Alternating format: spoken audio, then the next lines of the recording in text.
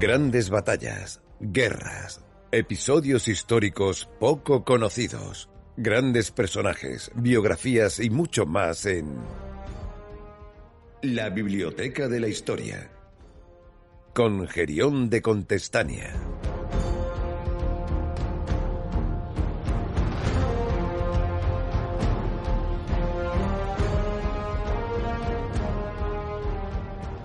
Muy buenas a todos y bienvenidos a la Biblioteca de la Historia. Soy Javi Rando. Hoy mi amigo Gerión de Contestania me ha dejado a los mandos de Pasaporte Ignotia para traeros, pues una nueva aventura de esas que queremos contar. Lo que sucede es que entramos en un mundo que perfectamente podría ser una película de Christopher Nolan, porque vamos a tener un podcast dentro de un podcast dentro de otro podcast. Y diréis, bueno, Javi, vamos a intentar facilitar un poco las cosas porque esto se complica por momentos.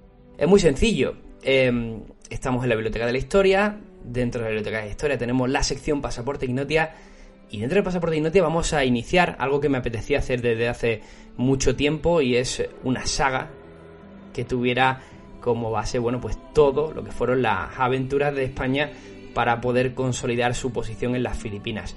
Le he llamado la saga de las Indias Orientales y estará compuesta en principio por 4 episodios hasta, digamos, ya la instalación definitiva del Imperio Español en aquellas posiciones dentro del continente asiático. En definitiva, lo que vamos a hacer es empezar todos juntos un viaje maravilloso que nos va a llevar durante los próximos episodios de esta sección a ese establecimiento del Imperio Español en las Indias Orientales, en un archipiélago conocido primero como las Islas de Poniente y que posteriormente serían las Filipinas. Es un hito que se va a conseguir a través de un buen número de expediciones que resultaron en algunos casos un fracaso, en otros una odisea, pero hubo otras tantas que consiguieron poco a poco ir apuntalando la presencia española en estos territorios.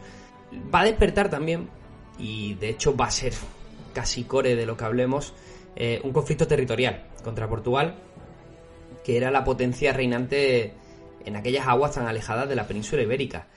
Y por otra parte, y es otra cosa que me interesa muchísimo, en este camino vamos a profundizar en los descubrimientos que surgieron en estas navegaciones por el Pacífico, que a su vez fue conocido durante cientos de años como el Lago Español. Vamos a hablar de descubrimientos marítimos como el Tornaviaje, la corriente de Kuroshio, o también de lugares recónditos donde no había llegado ningún europeo anteriormente, y el caso de Australia, de Nueva Guinea o de las Islas Hawái. A diferencia de la conquista de América, la de las Filipinas no está tan puesta en valor, o al menos no tenemos tanta información, que sí la hay. No hemos llegado a profundizar en ella, o al menos no lo he hecho yo en los podcasts en los que estoy acostumbrado a escuchar. Sí que recuerdo, por ejemplo, alguno que está bastante bien, de hecho, de Memorias de un Tambor, pero creo que me faltaba algo ahí, y eso es lo que vamos a intentar desgranar. A partir de esta confección, que ya tengo el guión realizado de esos 4 podcasts, han surgido historias maravillosas que creía que merecía la pena sentarnos y hacer una saga más completa, no solo un podcast que igual nos hubiera llevado 3-4 horas, sino repartirlo y a partir de ahí ver qué tal es la recepción y si os gusta y si es interesante. Y eso es lo que vamos a hacer durante estos meses. Pero vamos a empezar por el principio, que me he perdido. Vamos a empezar por las primeras expediciones españolas a las Indias Orientales y, cómo no, sobre su contexto histórico, cómo se llega a este punto. No sería posible empezar hablando de la especiería de las Indias Orientales sin que hablemos antes del viaje de Colón. El verdadero motivo de aquel viaje tan osado fue el de llegar a las especias, por un trayecto distinto al habitual, al que se conocía, de este hacia el este, asumiendo que la Tierra era redonda y en base a, ya hemos contado en numerosas ocasiones sobre Toscanelli, también sobre las enseñanzas de los grandes matemáticos griegos, astrónomos. Colón disponía obviamente de una información privilegiada que hizo posible el éxito de ese viaje. Eso sí, no estaba de forma tan asumida en el siglo XV, así que no dejó de ser un viaje que componía cierto riesgo. El viaje de Colón hacia las Indias se trató de una acción meramente comercial, algo tan básico que podemos entender en nuestra mentalidad capitalista en la actualidad. El comercio de las especias en aquel momento seguía una dirección de este a oeste, desde la Moluca hasta mercados europeos de Venecia, Londres, Brujas, pasando por un sinfín de manos que encarecía el producto en hasta un 1000% respecto a su valor original. Entre estas manos, de hecho, encontramos desde el norte de África hasta las Islas de la Especia abundancia de mercaderes musulmanes. También se entró en un conflicto religioso y no ayudaba o no favorecía al comercio también el auge del Imperio Otomano, que iba a dificultar y encarecer todo este tipo de operaciones mercantiles. Las especias tenían obviamente su razón de ser. Había llegado a través de la ruta de la seda durante siglos antes y se había convertido en un producto básico, porque cambiaba mucho la alimentación de la época, siempre acostumbrado a comer los mismos productos, una alimentación, mejor dicho, de subsistencia. Y por un lado las especias aportaban un sabor distinto, era también una razón de estatus, y por otro también favorecía elementos como la conservación. Es por ello que especias como la pimienta, el clavo, se convirtieron en un producto de mucho valor y que configuró de hecho la economía de su época. España, al terminar la Reconquista, se encontraba en un momento de auge político, bélico, en el que necesitaba nuevos retos, pese a que no hablamos de España obviamente cuando se produce todo aquello, sino de Castilla y Aragón, unificados bajo la figura de los reyes católicos, y se encontraban en un momento en el que necesitaban continuar, ¿no?, un poco la inercia que habían tenido durante todo el tiempo de Reconquista. Algo que ya, de hecho, había empezado la potencia vecina, ¿no?, Portugal, con la figura de Enrique el Navegante, entre otros, y toda la exploración de lo que era la costa atlántica. Y es que al final los paralelismos entre la corona de Castilla y Aragón, así como la de Portugal, son similares. Eran dos potencias que se encontraban en una situación singular tras años combatiendo en ese periodo conocido como Reconquista.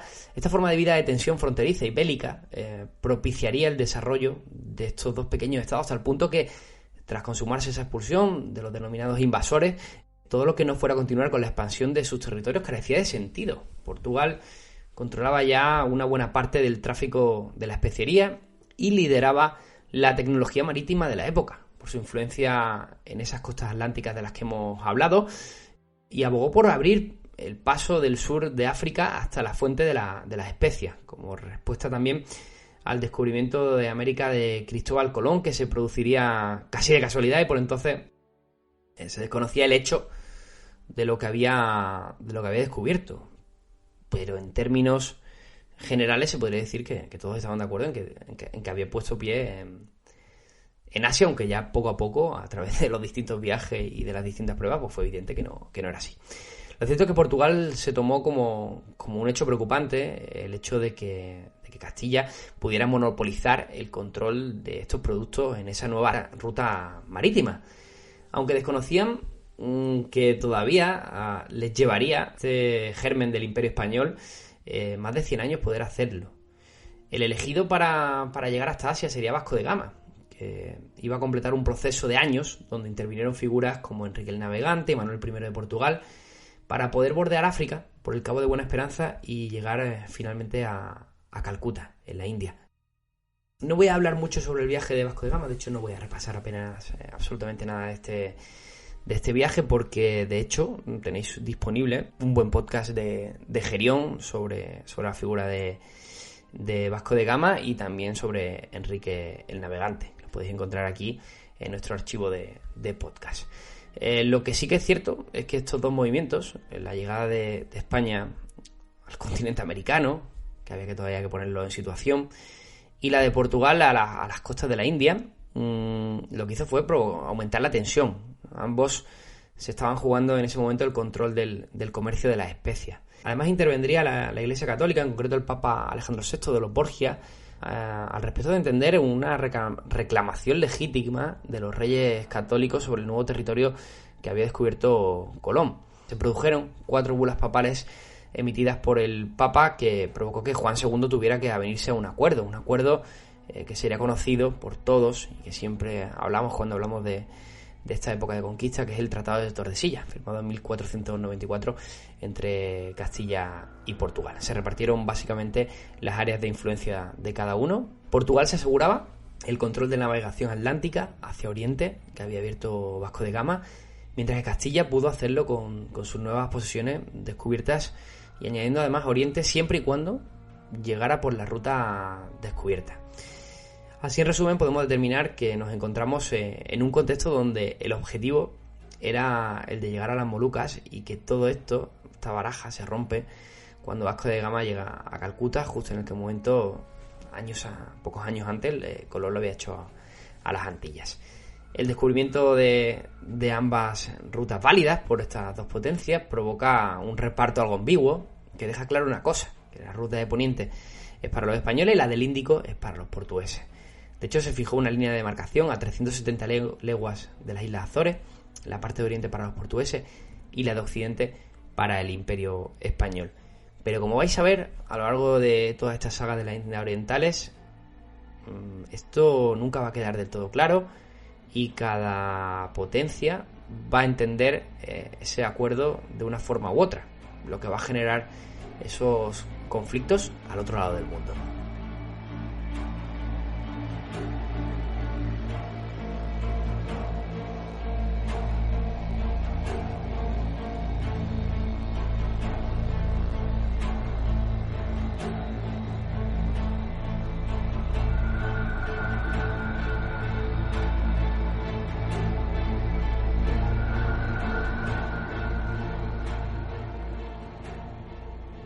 Una vez entendido lo que propició ese viaje de Colón, la realidad es que nos encontramos con un almirante en la figura de la corona española que se encuentra de frente a un continente gigantesco y que de hecho bloquea su acceso al negocio que propiciaba ese viaje, que era el negocio de las especias. Mientras Portugal de hecho progresaba en el Índico con la apertura de puertos comerciales por Asia y África, el control sobre las especias se hacía cada vez más insostenible para Castilla. De hecho, se vivieron algunos momentos en ese inicio bastante curiosos. Colón seguía, sobre todo los primeros viajes, yo creo que a partir ya de, no sé si recuerdo si el tercero o el cuarto, ya la evidencia la tiene enfrente, pero bueno, él murió con sus ideas, al menos de forma pública. Pero sí que hubo vagos intentos en el inicio de encontrar paralelismos, por ejemplo, entre un árbol autóctono de las Antillas con la canela, con el árbol de la canela. También llevaron en uno de esos primeros viajes una especia que identificaban como la pimienta pero más picante y era el chile, que hoy día, bueno, cualquiera que le guste la comida mexicana o algún tipo de comida de ese estilo, pues alucina con el chile, ¿no? La verdad que su potencia picante era tremenda, pero nada que ver con lo que eran los productos que se demandaban en Europa y que por tanto no estaban disponibles en aquellas coordenadas que se sabían totalmente incorrectas. La certeza del camino que debía seguir la corona española llegaría en 1513 con el descubrimiento del Mar del Sur por Vasco Núñez de Balboa. Este es un movimiento súper interesante y que está además muy puesto en valor y creo que es una historia además alucinante por parte de Balboa, que para mí no deja de ser uno de los conquistadores que tiene una historia pues bueno más apasionante detrás, ¿no? Un porquero o polizón, ¿no? que pasa a ser uno de los grandes conquistadores, que luego acaba como acaba, murió de gloria, desde luego. Y no vamos a comentar mucho más, porque además también disponéis de otro audio de la Biblioteca de la Historia sobre la figura de Vasco Núñez de Balboa. Lo que sí que es cierto es que este descubrimiento, el Mar del Sur, hace que cambie el orden de prioridades y se centre todo en encontrar ese paso para este mar, de forma que se pudiera abordar por fin la llegada española a la fuente de las especias. Durante infinidad de años se consideró que había un brazo de mar que comunicaba ambos océanos, tanto el Mar del Sur como el Océano Atlántico, y fue prioridad de la corona pues encontrar a través de numerosas expediciones este punto estratégico que les permitiría llegar a la especería. Como vemos, la corona española tenía ante sí un continente lleno de maravillas, pero seguía empecinado en poder llegar a la especería, y no sería hasta la conquista de Hernán Cortés cuando se pondría un poco más en valor la situación que tenía España dentro de América. No quiero personalizar mucho en estos hechos porque ya tenemos también además disponible otro archivo de la Biblioteca de la Historia, ya es el tercero al que referencio desde que hemos empezado, sobre la primera vuelta al mundo, en concreto es el capítulo 12, pero sí que es importante que demos algunos apuntes que sirven en el contexto de todo lo que vamos a contar posteriormente, ¿no? Y es el viaje de Magallanes. Magallanes es al final el navegante que consigue ese éxito para la corona y era por fin poder comunicar Asia con Europa a través de una navegación este-oeste. De hecho, en el momento en el que la nao Vitoria, con el Cano al frente, llega a Sanlúcar de Barrameda, se descubre que la Tierra es redonda y que por tanto se puede crear una ruta hispana que controlara el comercio con Oriente, ¿no? A través del estrecho descubierto por Magallanes y que llevaría su nombre. Por cierto, en este viaje se descubrió ese conjunto de islas que habían sido bautizadas por el marino portugués como Islas de Poniente o Archipiélago de San Lázaro, y que será fundamental en esta saga que contamos porque será identificado como el asentamiento perfecto y que podría favorecer el comercio con Japón y China y abrir el camino de la especería. Esto también provocó, de hecho, la reacción de los portugueses, que se sintieron vulnerados en su derecho después de que el Cano completara esa circunnavegación, mejor dicho. Sin embargo, desde el punto de vista de los españoles, las Molucas se encontraban en su área de influencia, esa que delimitaba el Tratado de Tordesillas y sus posteriores modificaciones, que además las habrá y varias. De hecho, ambos monarcas intentarían ponerse de acuerdo al respecto, pero les separaba todo por los enormes intereses comerciales entre unos y otros. Así que las sucesivas conversaciones desarrolladas en Elvas y Badajoz no llegaron nunca a ningún acuerdo. Y se convirtió en una carrera, la del Imperio Español, por llegar al fin, mientras que la de Portugal sería la de repeler a sus enemigos y hacerse fuertes en la zona. Y aquí es donde empieza nuestra historia.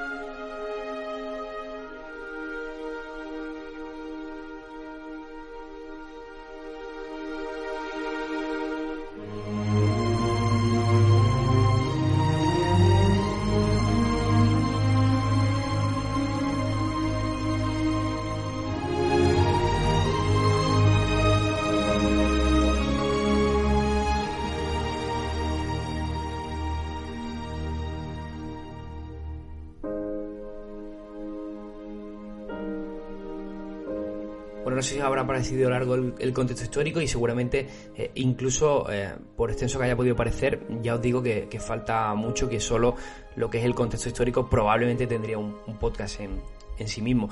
Pero quería dar simplemente algunas pequeñas apreciaciones, destacar 3 hechos concretos, como fue la llegada de Colón al continente americano, el descubrimiento del mar del sur por Vasco Núñez de Balboa y también posteriormente obviamente el descubrimiento del estrecho de Magallanes que conectaba tanto Atlántico como Pacífico, que son 3 hechos capitales que explican que la corona siguiera empeñada en encontrar ese paso a la especería.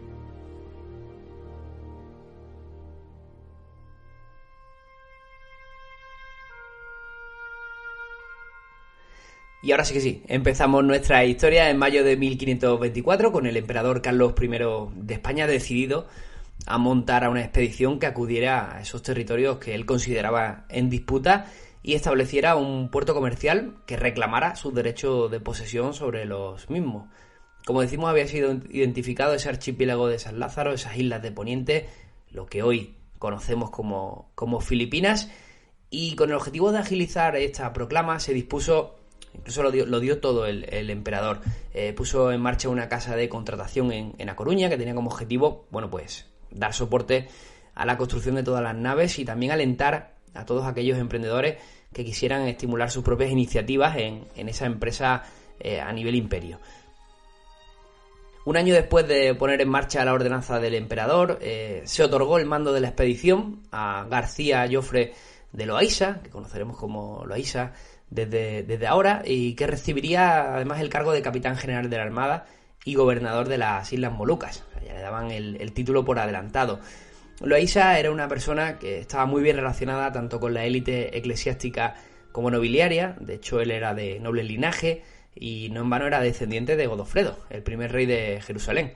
Había nacido en Ciudad Real y, sobre todo, tenía unos conocimientos importantes de navegación, pero en el Mediterráneo, no en los viajes continentales. Había estado fundamentalmente implicado en la lucha contra los turcos en aguas del Mediterráneo. Esta elección iba a estar cargada de polémica desde un inicio, puesto que uno de los capitanes que iban a componer esta expedición era Juan Sebastián Elcano, que esperaba además ser elegido como capitán general por su experiencia y éxito en la expedición que inició Magallanes y que de hecho iba a servir de hoja de ruta para esta nueva, ¿no? Las expectativas del Elcano eran altas, pero no fue así. Finalmente las presiones del marino vasco no surtieron efecto y a ojos de la corona pesó mucho más la capacidad para establecer un asentamiento y posteriormente dirigirlo que la de la navegación, que si bien era arriesgada, se esperaba muy arriesgada y difícil, pero también se consideraba que Elcano, bueno, pues podía ser un jugador de equipo que podía sumar en esa posición como capitán, pero que la tarea de gobernación y de asentamiento correspondía a la figura de Loaysa. Aún así, como vemos, bueno, pues empezaría con algo de polémica este nombramiento.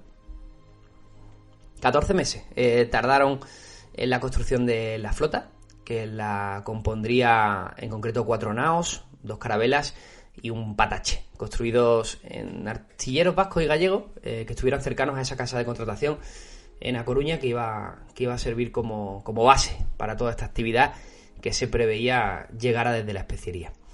Estas 7 embarcaciones serían, vamos a ordenarlas por tonelaje. La Santa María de la Victoria, la nao capitana, que estaría al mando de Loaysa, con una carga de 360 toneladas. La Santi Espíritus, una nao de 240. Elcano iba a ser el piloto mayor. La Anunciada, una nao de 204 toneladas, al mando de Pedro de Vera. La San Gabriel, una nao de 156, con Rodrigo de Acuña. Luego nos vamos a las carabelas. La Santa María del Parral, 96 toneladas y al mando de Jorge Manrique de Nájera. La San Lesmes, una carabela del mismo tonelaje y al mando de Francisco de Oces. Cuidado porque esta embarcación tiene su propia historia y lo iremos contando. Y también su personaje, como no, Francisco de Oces.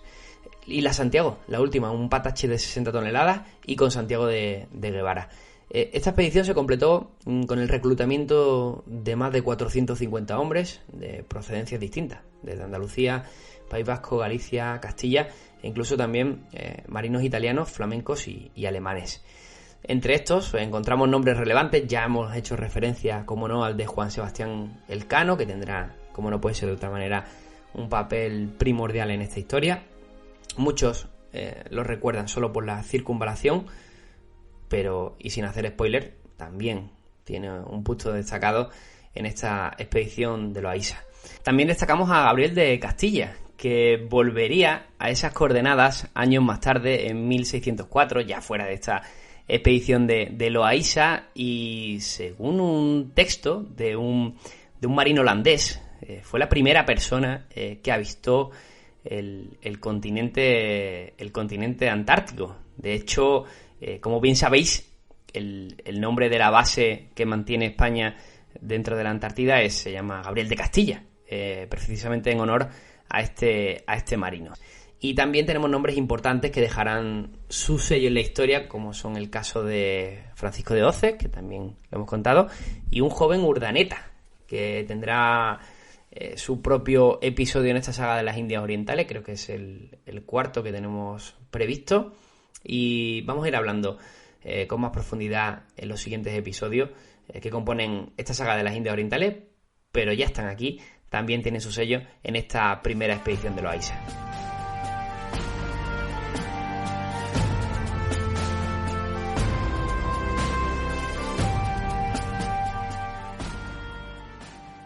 ¿Te gusta la historia? Las batallas, los combates, las armas, los protagonistas que estuvieron allí, las memorias de nuestros veteranos. Si quieres conocer esta historia como nadie más te la va a contar, no dejes de escucharnos. Soy Sergio Murata y esto es Niebla de Guerra. Puedes escucharnos exclusivamente a través de la plataforma iVoox dentro del sello Originals. Recuérdalo, no se te olvide. Niebla de Guerra, tu programa de historia militar. ¡A la bayoneta!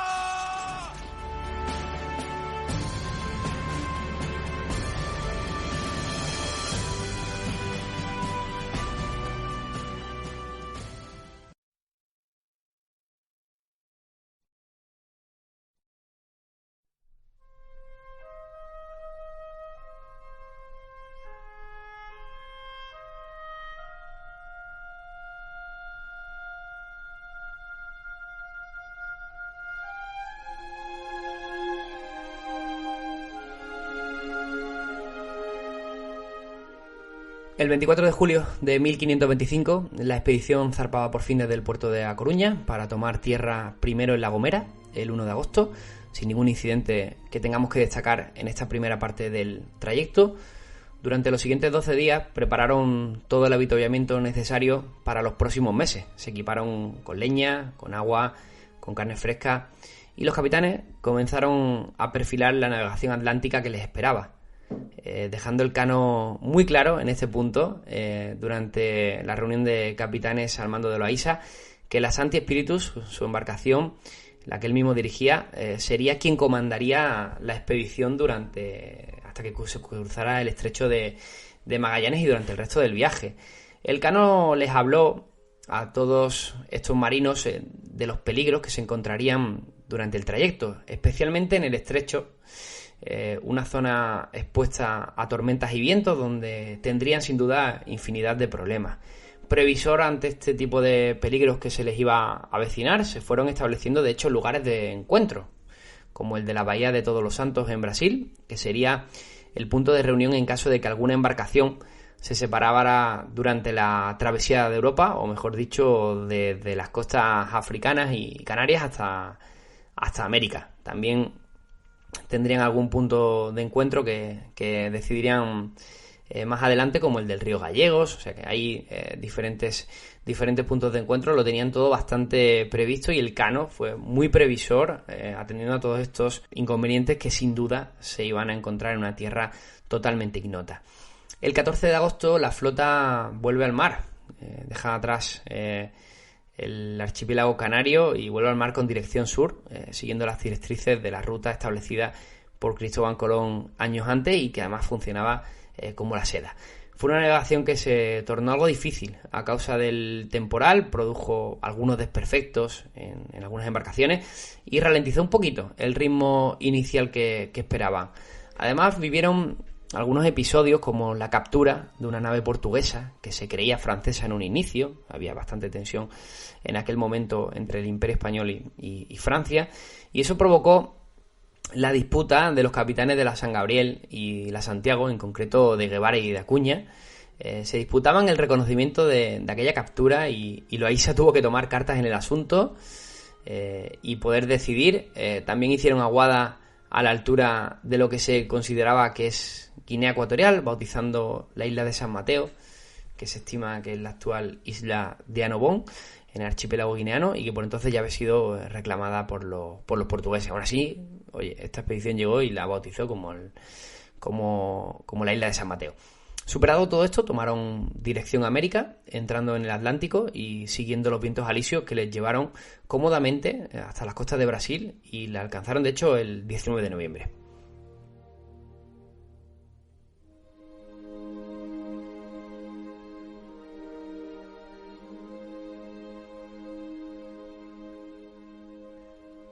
A partir de aquí es donde se empezarán a complicar un poco las cosas para Loaysa y sus hombres.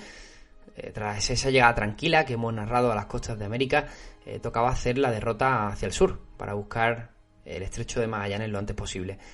Se encontrarían con un temporal que iba a separar a dos de las embarcaciones del resto, en concreto a la Vitoria y a la San Gabriel. Esta última, de hecho, no se reencontraría con el resto hasta meses después. O sea que su pérdida fue casi que la dieron por perdida definitivamente. El grueso de la flota, no obstante, alcanzó el sur de la actual Argentina sobre el 12 de enero. En un fondeadero ubicado en la desembocadura del río Santa Cruz, el cano quiso esperar a todas las embarcaciones para volver a juntarse, pero los capitanes se opusieron y tan solo dejaron un mensaje en este puerto con la orden de continuar hacia el estrecho. Aquí llegaría un fallo crítico que causó algo de mella en la expedición y que ralentizó de nuevo los planes previstos. Elcano tan solo había estado en una ocasión en aquel remoto lugar, tan solo había cursado una vez la travesía y además en aquel momento justo, bueno, pues sus responsabilidades no eran las que fueron al final del viaje de Magallanes y confundió el río Gallegos como el estrecho de Magallanes.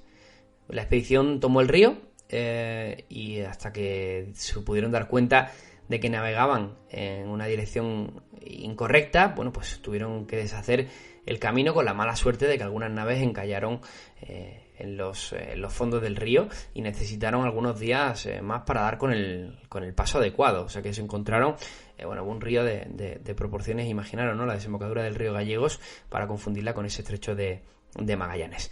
Ya en la dirección correcta se encontraron con un temporal bastante furioso que les hizo fondear en el cabo de las 11.000 Vírgenes, por el que justo empieza el estrecho de Magallanes. Se sacudieron allí un poco del temporal, protegieron las naves, pero aquella tormenta ya de por sí había supuesto la destrucción de la nao que gobernaba Elcano, la Sancti Spiritus.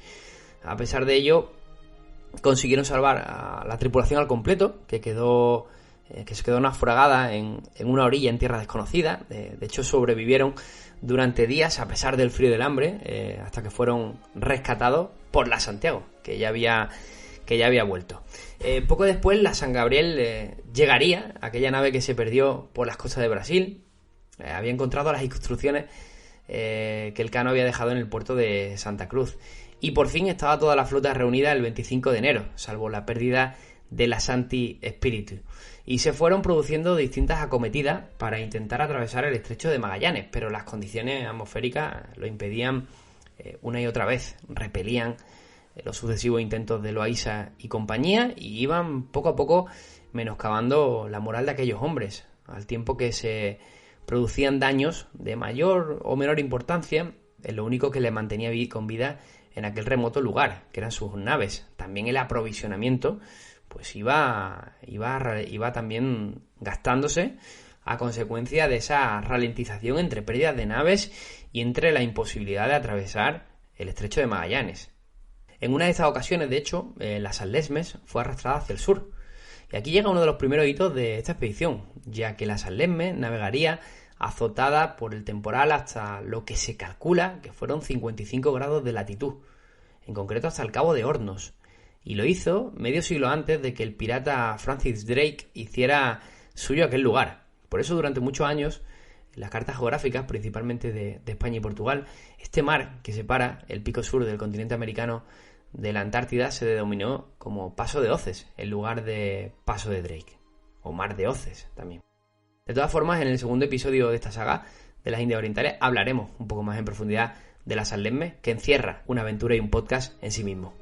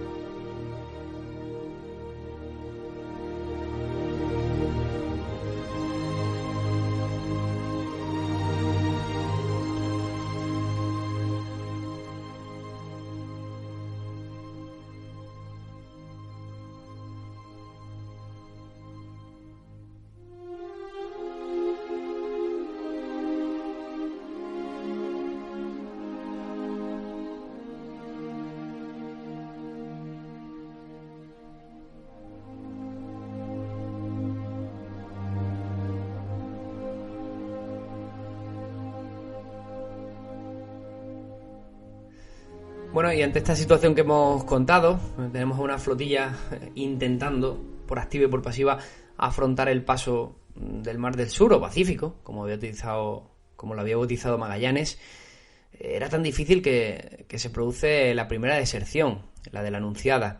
Su capitán, Pedro de Vera, desoyó al completo las órdenes de Loaysa y tomó la decisión de reconducir su navío hacia el Atlántico para alcanzar la especiaría por el Cabo de Buena Esperanza. O sea, una decisión totalmente incomprensible, puesto que asumía el objetivo de llegar, eso sí, a la especería, pero lo hacía por aguas que pertenecían, según ese tratado, a la corona de Portugal.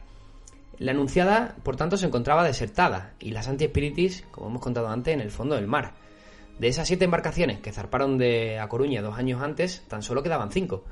Y eso que la nao capitana, la Victoria, también contaba con daños muy importantes tras los sucesivos intentos de alcanzar el Pacífico por el estrecho. Con este panorama se decidió volver a latitudes más al norte, en concreto hasta el río Santa Cruz, para hacer reparaciones pertinentes y encontrar un momento adecuado para poder hacer lo que yo creo que ya en la mente de aquellos hombres suponía el intento final. O sea, o lo hacemos ya o hay que pensar seriamente en abortar esta misión. Pero ya sabemos que a perro flaco todos son pulgas, y es que en el camino hacia el norte, hacia este río Santa Cruz, puerto de Santa Cruz, es aprovechado por la San Gabriel para desertar también. En este caso, el plan que tenía su capitanía era el de hacer una parada en la costa de Brasil, poder cargar la nave con productos y hacer un buen negocio en España. Aprovechar ese camino, dando por imposible el objetivo final de la expedición. De hecho, no tuvieron nada de suerte, puesto que fueron apresados por 3 naves de guerra francesas que pasaban por allí, y aunque lograron escapar, regresaron en las últimas al puerto de Bayona, en Galicia, en mayo de 1527, y además fueron juzgados por ello. La expedición a estas alturas, como podéis ver, ya tenía poco futuro. Durante más de un mes, de hecho, todos los marineros que quedaban trabajaron concienzudamente para poner las naves a punto y cargar de víveres la bodega en Santa Cruz. Estuvieron haciendo acopio principalmente de lo que disponían, de caza, entre estos aves, patos salvajes y también focas y pescado. El 24 de marzo volvieron a intentar su aventura, un poco más repuestos y con la moral algo mejor, tras los intentos anteriores fallidos. El 8 de abril, tras hacer derrota al sur, afrontaban de nuevo ese estrecho maldito para estos hombres. Consiguen pasarlo, por fin, e inician una navegación que les llevaría 48 días para conseguir llegar al Pacífico y encontrar lo que se fue bautizado como el Cabo Deseado, y era por fin ese cabo que daba paso al Mar del Sur. Bueno, lo consiguieron fundamentalmente porque se encontraron unas condiciones meteorológicas algo mejores y porque las naves pudieron aguantar ese temporal gracias a las reparaciones. Pero en definitiva, despedían 4 meses de duro trabajo para poder alcanzar, por fin, como decimos, el Océano Pacífico. Lo que debía ser un cambio de suerte, ¿no? No sería tal. 6 días de navegación oceánica les llevó encontrarse de nuevo con un temporal que tendría sus consecuencias, ya que la flota se separó al completo. Una vez entraron en el Pacífico, tras apenas 6 días de navegación, poco les duró la alegría, y desde entonces todas estas embarcaciones seguirían historias paralelas, algunas que interesa, que profundizaremos un poco más, y otras que lo haremos menos. Vamos con ello. Recordemos que a esta altura solo quedaban 4 de estos barcos: la nao Victoria, las carabelas San Lesmes y Santa María del Parral y el Patache Santiago. De la San Lesmes, después de esta tormenta nunca más se supo, y es una de las historias más increíbles que nos deja este primer capítulo de la saga de las Indias Orientales. Me vais a permitir de nuevo que no hable del viaje posterior de la San Lesmes, porque ya os digo que lo tenemos reservado. Solo la San Lesmes tiene su propio episodio y será el segundo que os traigamos. La Santa María del Parral sí que podemos decir que llegó hasta las Islas Célebes, en la actual Indonesia. De hecho, hubo un motín a bordo en el que asesinaron al capitán, a Jorge Manrique de Nájera. Fueron en concreto 2 marineros de nombre Romay y Sánchez los que perpetraron tal delito, y no tuvieron suerte, ya que en la isla de Senguín, cercana a Cebú, en las islas de Poniente, entraron en disputa con los indígenas, y de hecho todos estos hombres fueron esclavizados. En 1528, en concreto, varios años después, fueron rescatados por la expedición de Saavedra, que es otra de las expediciones que componen el episodio y con el que cerraremos hoy, y ante los delitos de traición, posteriormente fueron juzgados y ejecutados. Así que no acabó nada bien la historia de esta embarcación de Santa María del Parral. La Santiago dirigió su rumbo hacia el norte e hizo una travesía increíble de más de 10.000 kilómetros, costeando la costa pacífica de Sudamérica hasta alcanzar las costas de Nueva España. O sea, en esa tormenta, al perderse, ya habiendo pasado el estrecho de Magallanes, a nadie se le ocurrió volver a pasarlo de vuelta y regresar a España vía Atlántica, porque no querían, bajo ningún concepto, volver a atravesar el estrecho de Magallanes. Por tanto, tomaron una decisión muy arriesgada, y que supone un hito para aquel momento, y es que la Santiago, bueno, pues se costeó todo el continente de América hasta llegar a Nueva España, donde obviamente eran posesiones del Imperio Español y fueron recibidos, prácticamente como unos héroes, ¿no? Después de una travesía increíble, como decimos, más de 10.000 kilómetros costeando. Y seguimos con la historia de la nao Victoria, de la nao Capitana, con Loaisa y con Elcano en esa misma embarcación, siguiendo el objetivo de llegar a las Indias Orientales.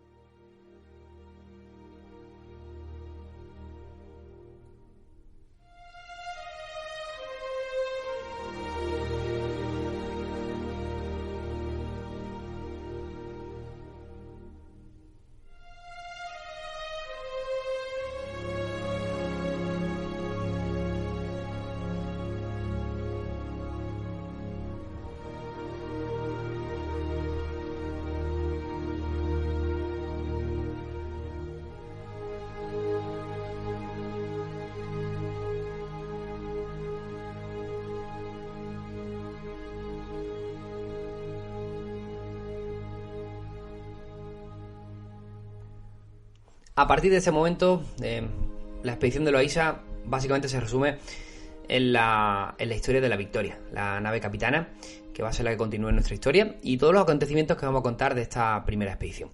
Una embarcación que, como decíamos, ya venía bastante mermada por los daños de las tormentas del estrecho y que tuvo que ser reparada en el puerto de Santa Cruz, con los restos salvados de la nao Sancti Spiritus. Por tanto, su situación era muy frágil y la nueva tormenta que se habían encontrado nada más entrar en el Pacífico se tornó en la destrucción de aquellas reparaciones efectuadas y empezó a hacer agua hasta el punto de que las bombas de achique no daban abasto y la situación era muy delicada. Además tenemos un protagonista que ya estaba tardando en aparecer en escena, es el escorbuto, esa enfermedad que hasta que fue resuelta, no se encontró la solución, la falta de alimentos frescos, principalmente frutas y verduras, así como carne y pescado, ya complicada el estado de salud de los marineros. Afectó, como decimos, a la tripulación, que empezó a sufrir bajas entre sus tripulantes, y entre estas sería la del capitán general Loaisa y también la del Cano, que de hecho moría el 6 de agosto, apenas días después de haber recibido el mando de la expedición de manos de un moribundo Loaisa. Prácticamente en menos de una semana fallecían las dos cabezas visibles de este proyecto de asentamiento en las Indias Orientales. 34 hombres murieron en esta parte del trayecto, y en ese momento el liderato de la expedición quedó bajo los mandos de Alonso de Salazar, que había sido nombrado por el Cano antes de su fallecimiento. Por suerte, varios de los expedicionarios que quedaban con vida también habían participado en el viaje de Magallanes, y su idea fue la de alcanzar las Islas de los Ladrones, que son las actuales Islas Marianas. Era un conjunto de islas que, casi a modo de barrera, dan el paso a las Filipinas y con ello a las Molucas, a la especería. Y así lo hicieron. Llegaron a Guam el 4 de septiembre, un mes más necesitaron para que Alonso de Salazar pudiera poner pie en las Islas de los Ladrones. Ahí se encontraron, de hecho, es una historia cojonuda, se encontraron con un desertor de la expedición de Magallanes, que había hecho amistad, se había quedado establecido con los indígenas. En concreto era Gonzalo de Vigo. De hecho llegaron, imagínate, esta expedición de hombres moribundos, básicamente preguntando, y se encontraron a un Gonzalo de Vigo que les respondió en español, y el asombro de estas personas fue mayúsculo. Pidió Gonzalo de Vigo el seguro real, un perdón por su delito de deserción, a cambio de ayudar a la tripulación y ayudarles a sanar del escorbuto, y también a proveerles de comida y de buenas relaciones con estos indígenas de la isla de Guam. Fue una parada de pocos días. Por cierto, Gonzalo de Vigo, todo esto fue aceptado, obviamente, tampoco estaban en posición negociadora, fue aceptado, se lo concedieron sin problema ninguno. Como decimos, fue una parada de pocos días, lo justo que necesitaron para recuperar la salud de los hombres, recuperarse del escorbuto, cargar provisiones en la Victoria y seguir con la expedición con Gonzalo de Vigo ejerciendo las funciones de lengua. El 10 de septiembre parten de nuevo para alcanzar las Molucas, pero 5 días después tendrían la mala suerte de que moría el capitán Alonso de Salazar, que se ve que en aquel momento no debía de andar nada bien de salud.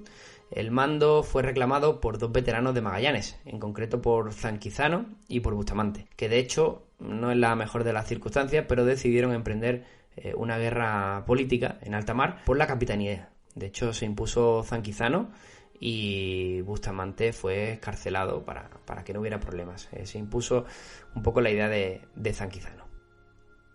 El objetivo, por tanto, no cejaban de su empeño inicial, que era llegar a Molucas, y de hecho tendrían su primera parada en las islas de Poniente, como eran conocidas por entonces las Filipinas. Ya lo hemos dicho en varias ocasiones, pero siempre me gusta volver a referenciarlo para que no nos perdamos en el guión.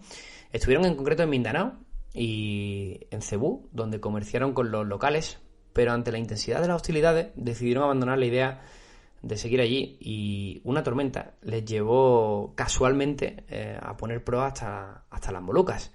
A 1 de noviembre llegaron a Gilolo, que es la mayor de las islas de las Molucas.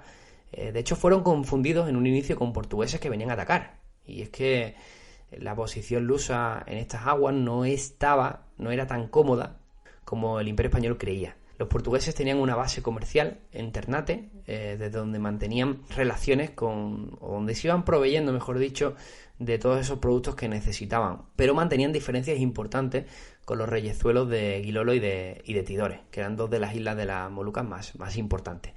Zanquizano entonces vio la oportunidad de ofrecer su fuerza. En concreto quedaban en ese momento 105 españoles que, ya estaban recuperados de la dura travesía de 18 meses y además se encontraban armados porque el armamento no había sufrido ningún desperfecto, a diferencia de sus cuerpos, de sus propios compañeros o de los alimentos. El armamento estaba perfecto para iniciar cualquier batalla y suponía una fuerza importante en aquellas aguas. 105 españoles al mando de Zanquizano y disponibles para los reyezuelos de Gilolo y de Tidore. Los portugueses se enteraron pronto de todo esto que estaban tramando estos hombres del fallecido Loaiza, y enviaron a Gilolo una delegación para informar que se tenían que presentar en Ternate de inmediato, puesto que estaban en territorio portugués, y fue una petición que fue desoída por todos estos hombres y que no se planteaban absolutamente rendir pleitesía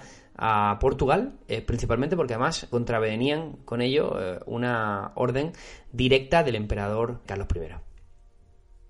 El primer día del año de 1527, el 1 de enero de 1527, tras distintas hostilidades, los españoles y los portugueses entraban en guerra al otro lado del mundo.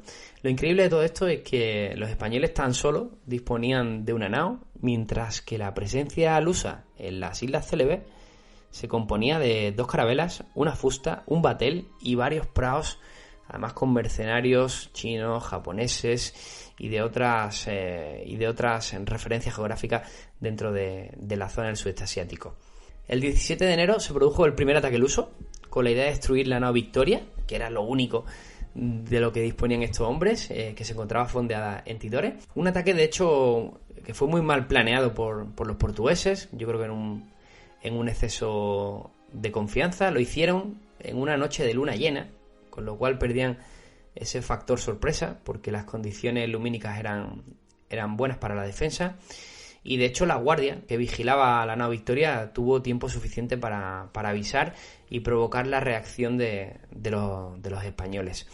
Al día siguiente los portugueses volvieron a la carga, sabiéndose superiores en número y recursos, con un cañoneo por tierra que alcanzó hasta en 3 ocasiones la nao Victoria. Los españoles, por tanto, perdían su principal arma. La nao fue totalmente deshabilitada, y también lo que era su vehículo de huida, y reciclaron, de hecho no cejaron en su empeño de mantener esa posición tan cómoda en Tidore, y reciclaron todo el material que pudieron para montar una defensa a modo de una especie de fortaleza en la costa de Tidor para aguantar y seguir batallando contra los portugueses.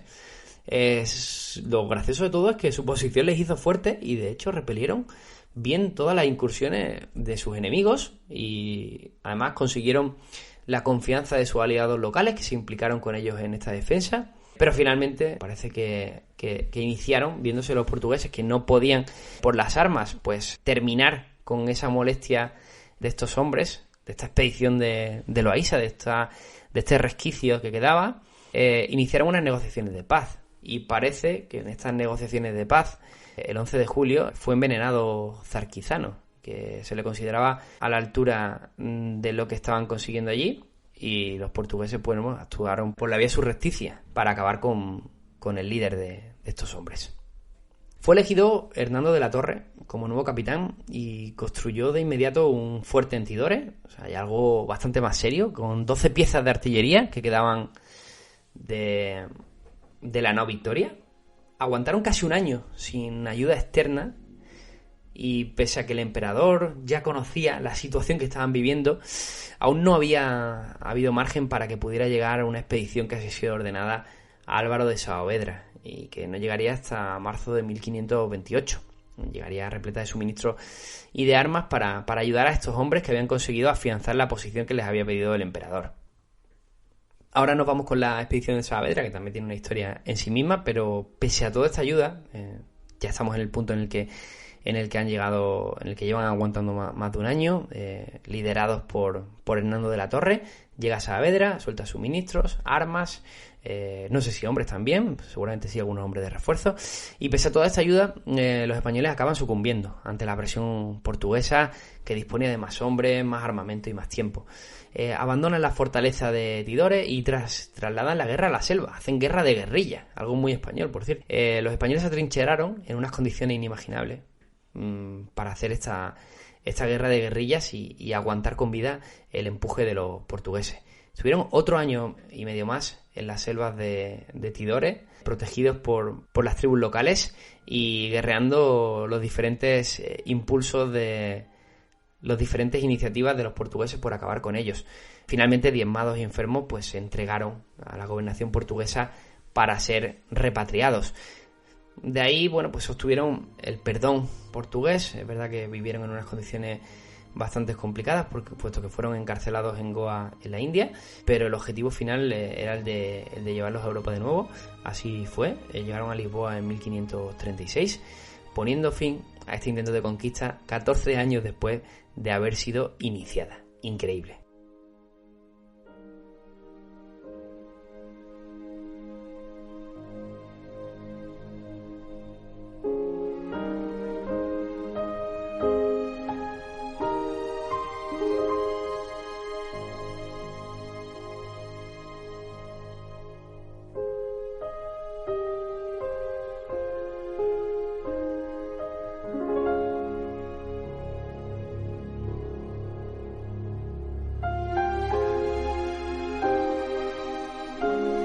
Bueno, he contado el final de esta expedición de Loaysa. Antes, vagamente, he hablado de una expedición de Saavedra que acudió al rescate de la nao Victoria en posiciones de Tidor. Y lo he comentado un poco vagamente y no quería que llevara a confusión. Y además me parece interesante redundar un poco en la misma porque tiene algunos datos de enorme interés y que explicará un poco la situación que se viviría en la gobernación de las Filipinas en relación con el virreinato de la Nueva España. Así que vamos a cerrar esta primera parte de expediciones a la isla de las especies con la expedición de Saavedra.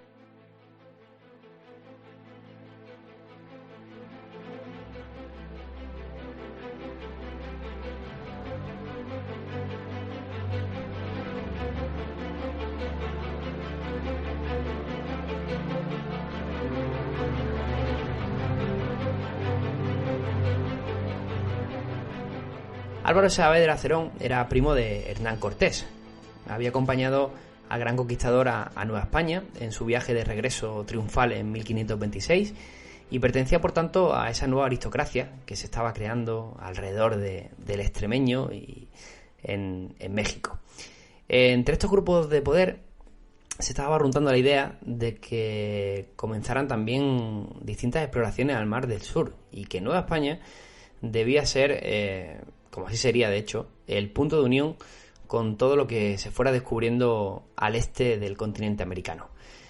Había bastantes ansias de gloria y riqueza en aquel momento, y de hecho Hernán Cortés, el propio Hernán Cortés, puso mucho esfuerzo en asegurarle al emperador que él conseguiría abrir por fin el camino a la especiería, y que además, bueno, lo hizo, bueno, no recuerdo exactamente la frase real, pero básicamente lo juraba con su vida, con su honor, o sea, este tipo de términos bastante habituales en el siglo XVI.